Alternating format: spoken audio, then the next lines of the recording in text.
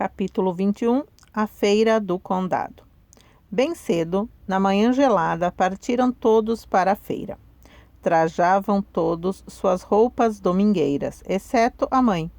Ela vestia seu segundo melhor vestido e levava um avental, pois ia ajudar no almoço da igreja. Debaixo do assento traseiro do carro estava a caixa de geleias, picles e conservas que Elisa Jane e Alice haviam preparado para expor na feira. Alice levava também o seu bordado de crochê. Mas a abóbora de almanzo, alimentada a leite, havia ido no dia anterior.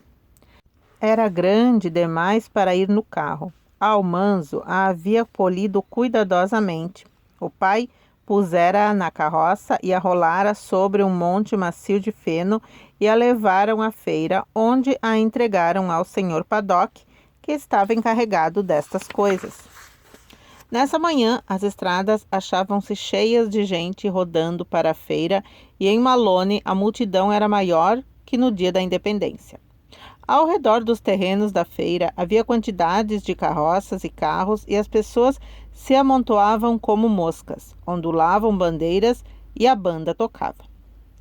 A mãe Royal e as meninas saltaram do carro nos terrenos da feira, mas Almanzo rodou com o pai até os abrigos da igreja e ajudou a desatrelar os cavalos.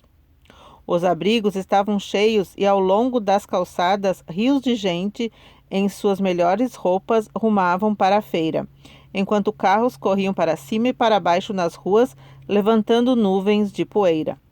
"Bem, filho, que faremos primeiro?" perguntou o pai. "Quero ver os cavalos", disse Almanzo. "Tem certeza?" perguntou o pai. "Sim", tornou Almanzo, apontando debaixo daquela concha. "Bem, filho, vamos esperar para ver", disse o pai. Nesse momento, um homem furou a multidão e pôs uma nota de $5 ao lado das conchas. Havia 3 conchas. O homem indicou a mesma que Almanzo tinha apontado. O sujeito da cartola levantou a concha. Não havia ervilha alguma debaixo dela. No mesmo instante, a nota de $5 passou para o seu bolso e ele mostrava de novo a ervilha e a colocava debaixo de outra concha. Almanzo não conseguia compreender aquilo. Vira a ervilha debaixo daquela concha e depois ela não estava mais lá. Perguntou ao pai como é que o homem fazia aquilo. "Não sei, Almanzo", disse o pai, "mas ele sabe. É o seu jogo. Nunca aposte seu dinheiro no jogo de outro homem." Rumaram para as barracas dos animais. O chão estava revolvido pela multidão de homens e meninos. Ali tudo era tranquilo. Almanzo e o pai olharam por longo tempo os belos cavalos baios, castanhos e alazães da raça Morgan, com suas esbeltas pernas chatas e suas patas pequenas e elegantes. Os Morgans sacudiam as pequenas cabeças e seus olhos eram suaves e brilhantes. Almanzo examinou-os cuidadosamente e verificou que nenhum era melhor que os potros que o pai vendera no último outono. Depois, ele e o pai foram olhar os puros sangues, com seus corpos mais compridos, pescoços finos e ancas delgadas. Os puros sangues eram nervosos, suas orelhas tremiam e seus olhos mostravam o branco. Pareciam mais ligeiros que os Morgans, porém não tão firmes. Além deles, havia 3 cavalos grandes, cinza malhados. Suas ancas eram redondas e duras, os pescoços grossos e as pernas pesadas. Pelos compridos e espessos escondiam suas grandes patas. As cabeças eram macias, os olhos tranquilos e bondosos. Almanzo nunca tinha visto cavalo assim. O pai disse que eram belgas. Vinham de um país chamado Bélgica, na Europa. A Bélgica ficava junto da França e os franceses haviam trazido aqueles cavalos para o Canadá em navios. Agora, os cavalos belgas vinham do Canadá para os Estados Unidos. O pai admirou-os muito. Disse ele: "Olhe esses músculos, são capazes de puxar um celeiro, se forem atrelados a ele." Almanzo perguntou-lhe: De que adianta um cavalo que possa puxar um celeiro? Não queremos puxar um celeiro. Um Morgan tem músculos suficiente para puxar uma carroça e é bastante ligeiro para puxar um carro também. Tem razão, filho, disse o pai, e olhou pesaroso os grandes cavalos. Seria desperdício alimentar todos esses músculos e de nada nos serviriam. Tem razão. Almanzo sentiu-se importante e crescido falando de cavalos com o pai. Adiante dos belgas, uma multidão de homens e meninos estava tão espessa ao redor de uma baia que nem mesmo o pai conseguia ver o que havia nela. Almanzo deixou o pai e meteu-se por entre as pernas dos circunstantes até aproximar-se das barras da baia. Dentro dela havia duas criaturas negras. Nunca tinha visto nada parecido com aquilo. Pareciam cavalos, mas não eram. Os rabos não tinham pelos, apenas um tufo na ponta. As crinas curtas e ásperas erguiam-se retas e duras. As orelhas eram como as dos coelhos, erguiam-se acima de compridos e descarnados focinhos. Enquanto Almanzo olhava, uma daquelas criaturas apontou as orelhas para ele e esticou o pescoço. Perto dos olhos escancarados de Almanzo, o focinho enrugou-se, os beiços afastaram-se, deixando aparecer dentes compridos e amarelos. Almanzo não podia mexer-se. A criatura abriu lentamente sua comprida boca dentada e de sua garganta saiu um rugido agudo. Riu! Riu! Almanzo gritou. Voltou-se e, à força de cotoveladas, abriu caminho por entre a multidão na direção do pai. Quando o alcançou, viu que todos estavam rindo dele. Somente o pai não ria. É apenas um cavalo mestiço, filho, disse o pai. É a primeira mula que você vê. Também você não é o único que está assustado, continuou o pai, olhando ao seu redor para a multidão. Almanzo sentiu-se melhor quando viu os potros.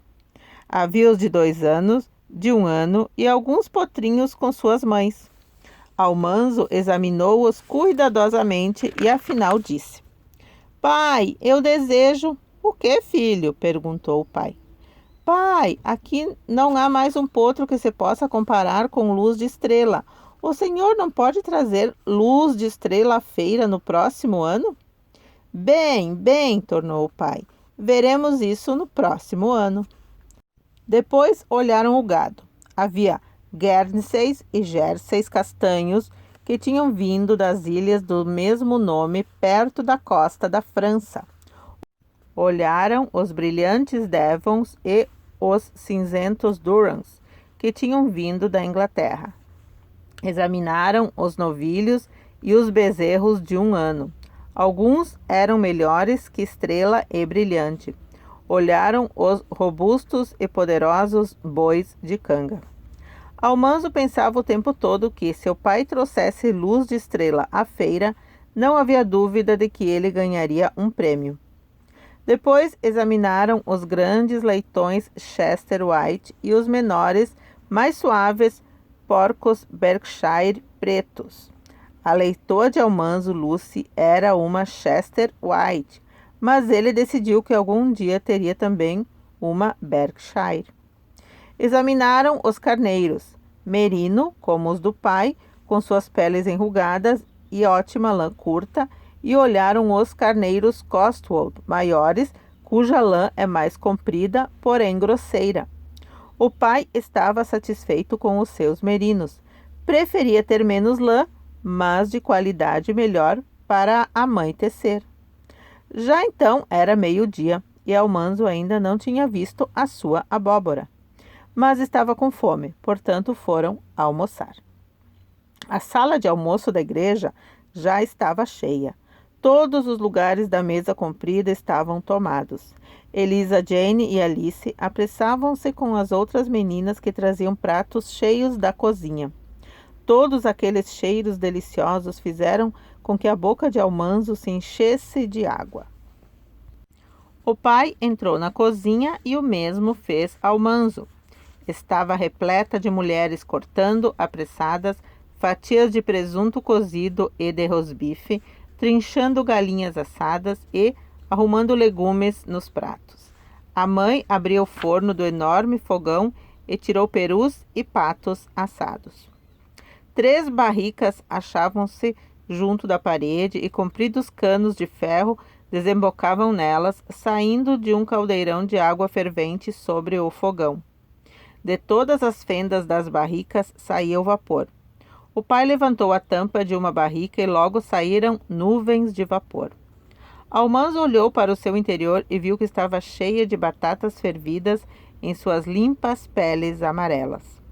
As peles quebravam-se quando o ar as atingia e afastavam-se enroladas da polpa macia.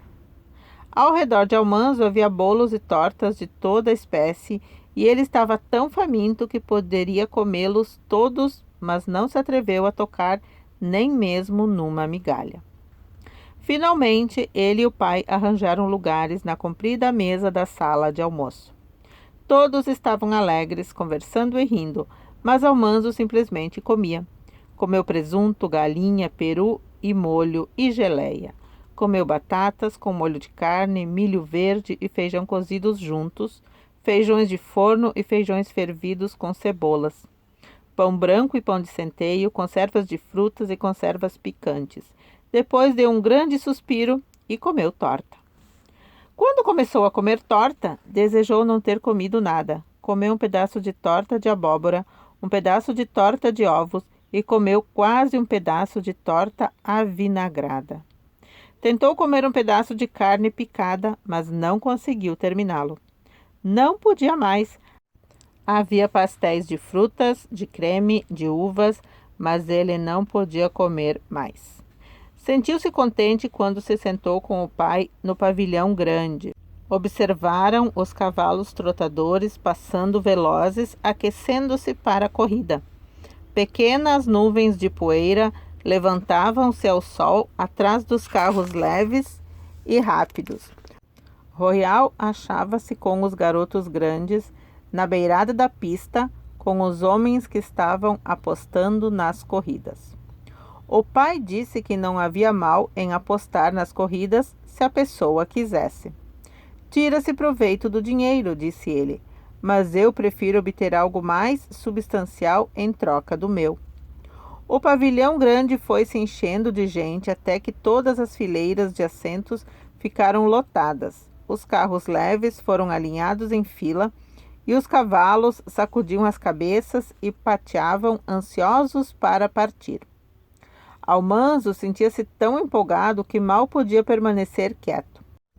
Escolheu o cavalo que, em sua opinião, venceria. Um brilhante alazão puro sangue. Alguém gritou.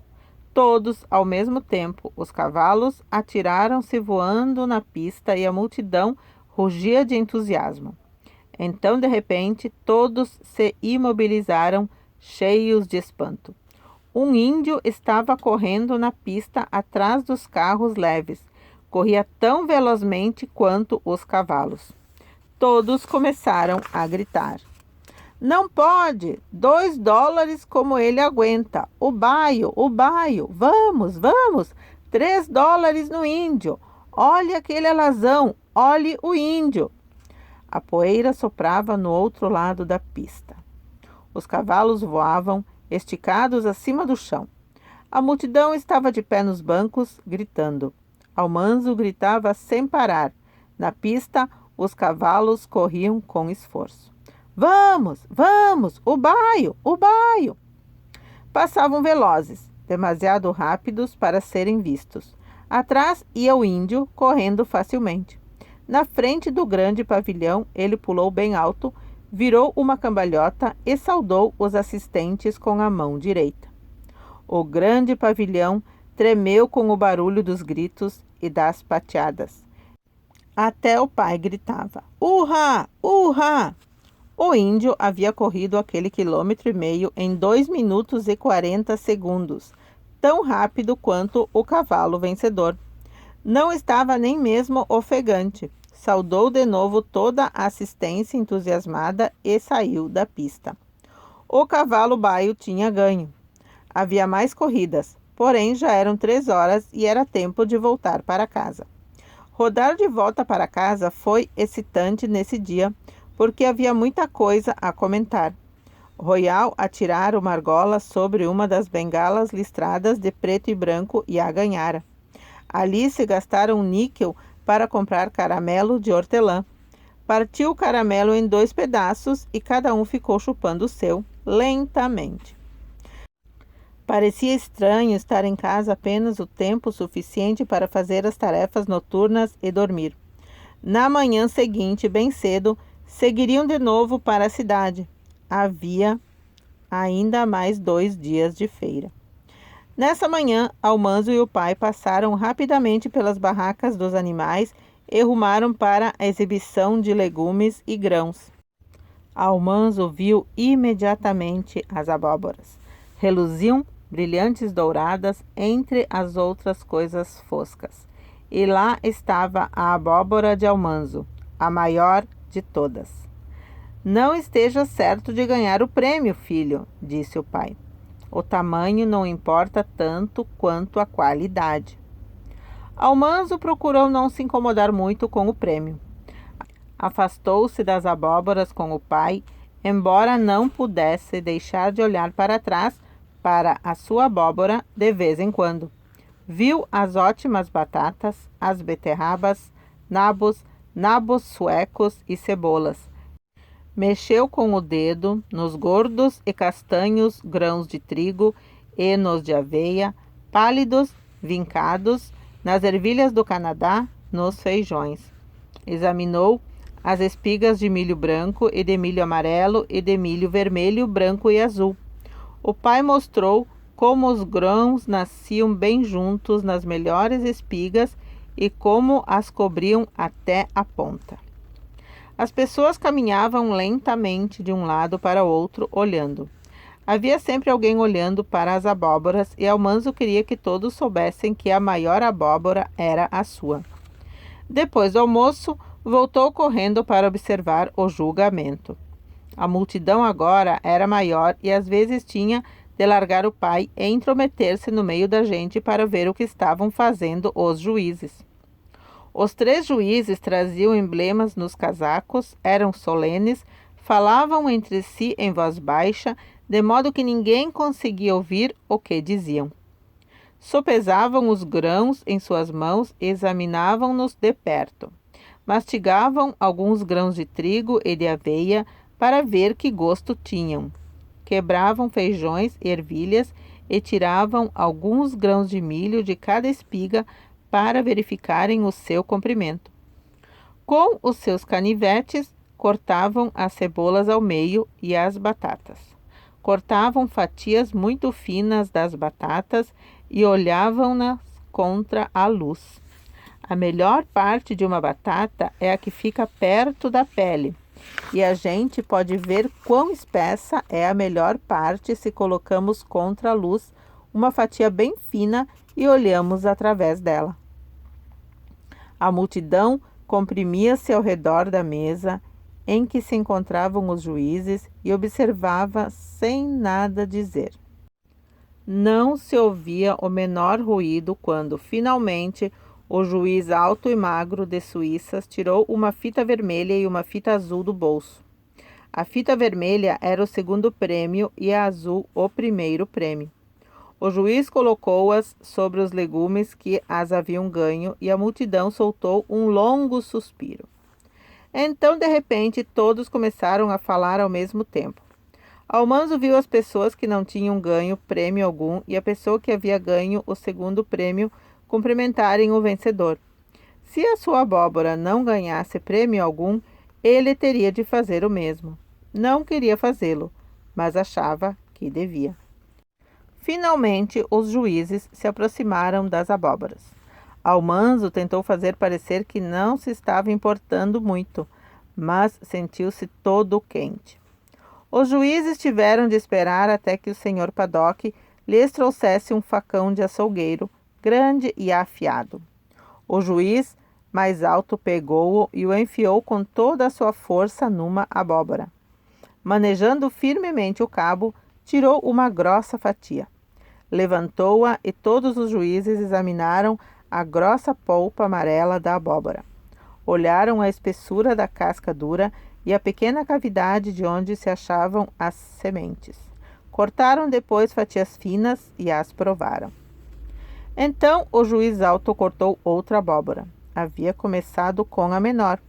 A multidão comprimia-se contra Almanzo. Ele tinha de abrir a boca para respirar.